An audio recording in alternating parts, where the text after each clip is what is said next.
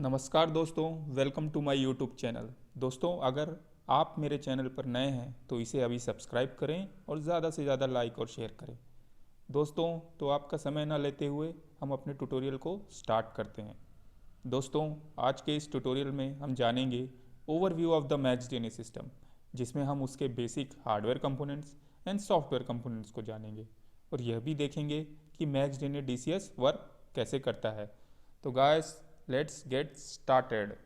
दोस्तों, अगर हम इसके आर्किटेक्चर की बात करें तो इसका जो आर्किटेक्चर होता है वो मॉड्यूलर टाइप का होता है। मॉड्यूलर कहने का मतलब ये है कि मैक्सडीएनए सिस्टम ऐसे डिज़ाइन किया गया है सेपरेट कंपोनेंट्स के द्वारा, जिन्हें हम मॉड्यूल्स कहते हैं, और ये मॉड्यूल्स आपस में इंटरेक्ट कर सकते हैं। जैसे हमारा हिस्टोरियन सर्वर हो गया, एक सेपरेट मॉड्यूल है, और रिपोर्ट सर्वर एक सेपरेट मॉड्यूल है।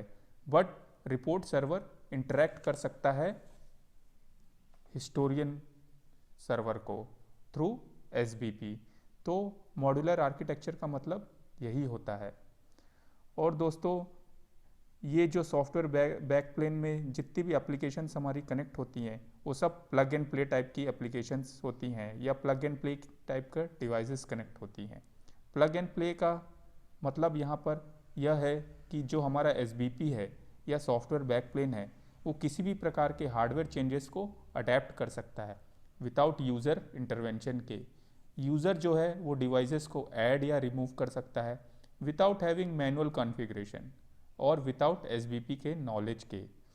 जैसे हमारे कंप्यूटर में external hard drive, keyboard, mouse या जॉयस्टिक, ये सब प्लग एंड प्ले डिवाइसेस हैं कंप्यूटर के। वैसे ही हमारे मैक्सडीएनए सिस्टम या एसबीपी में max DPU, max view, max tools etcetera, ये सब प्लग एंड प्ले एप्लीकेशन या डिवाइसेस है। तो इन शॉर्ट हम बोल सकते हैं कि जब भी एसबीपी हमारा स्टार्ट होगा तो वो अपने बेसिक सेटिंग्स को ऑटोमेटिकली अडेप्ट कर लेगा।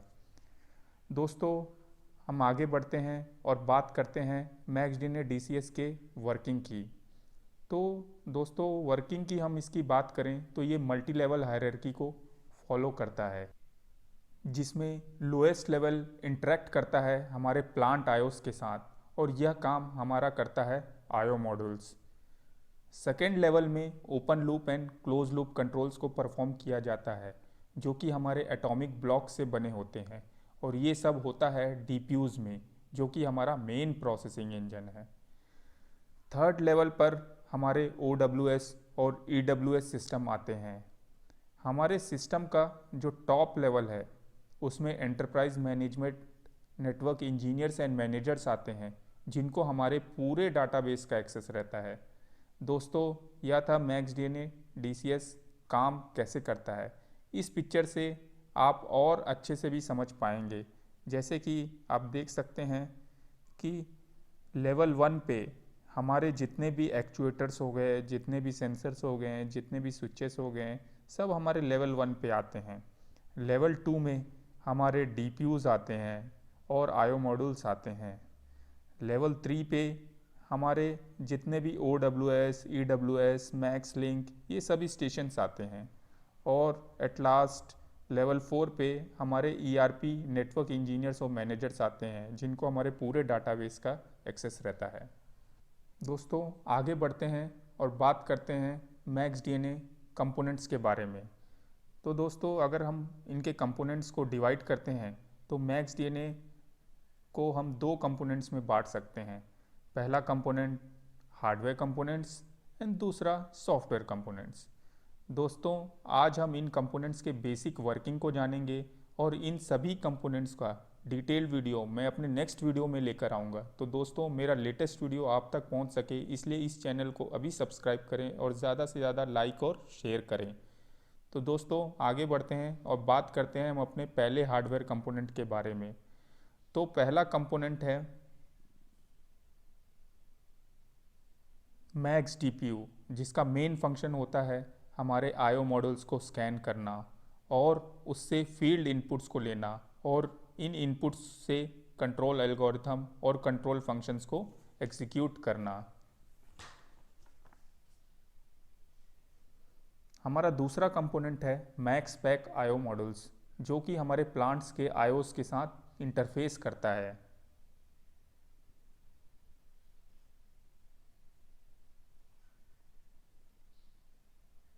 हमारा तीसरा कंपोनेंट है मैक्सटोरियन, जो कि एक कंप्यूटर है but with higher data storage. इसमें हम हमारे ट्रेंड पॉइंट्स को कॉन्फ़िगर करते हैं और यही वह सिस्टम है जिसमें हमारा ट्रेंड का डाटा स्टोर होता है।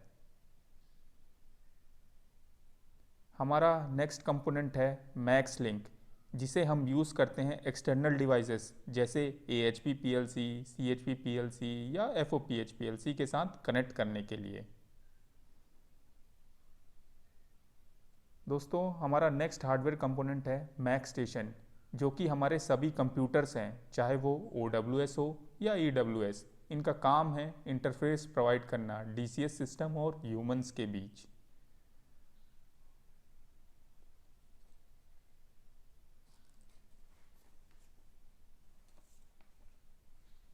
हमारा लास्ट कंपोनेंट है मैक्स नेट, जो कि एक फास्ट ईथरनेट नेटवर्क है और यह एक रिडंडेंट सिस्टम है। इसमें A और B दो नेटवर्क होते हैं। यदि A नेटवर्क फेल होता है तो कम्युनिकेशन ब्रेक नहीं होता है और सिस्टम चलता रहता है B नेटवर्क से। OWS या EWS और नेटवर्क स्विचेस के बीच की स्पीड 100 Mbps होती है, वही हमारे DPU और नेटवर्क स्विचेस के बीच की स्पीड 10 Mbps होती है।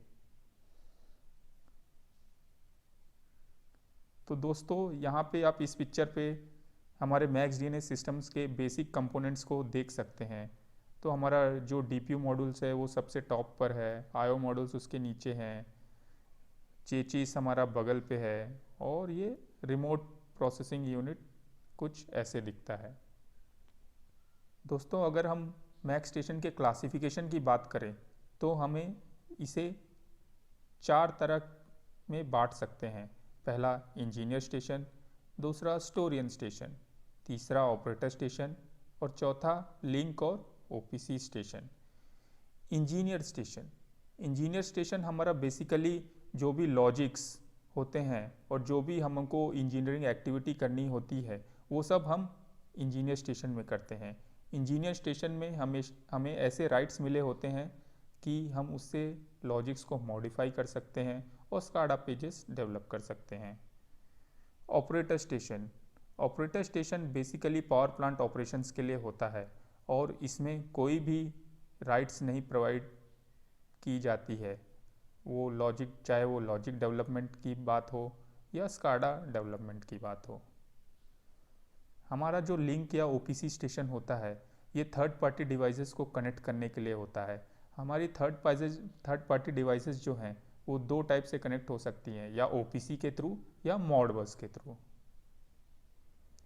दोस्तों, आप यहाँ देख सकते हैं कि हमारा DPU हमारे नेटवर्क से कैसे कनेक्ट किया गया है। यहाँ पे आप देख सकते हैं कि हमारा मैक्स स्टेशन नेटवर्क से कैसे कनेक्ट होता है।